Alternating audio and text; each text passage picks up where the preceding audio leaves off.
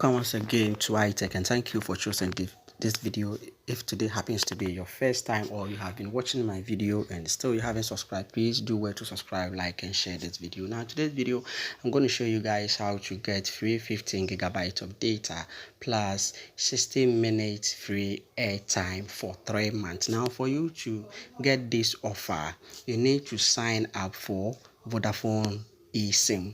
From this launch, this is the offer that they are giving to their cherished customers. Okay, so for you to know if your phone supports eSIM or not, you just have to dial this short code to see if your phone supports the eSIM. So if your phone supports eSIM, you just have to visit any of Vodafone office for your SIMs to be activated for you to. So after the activation, you are eligible to get this 15 gigabyte of data plus 60 minutes of airtime for 3 months, and this is free.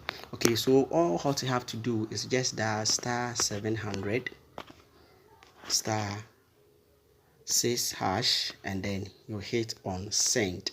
Please do well to like the video and share.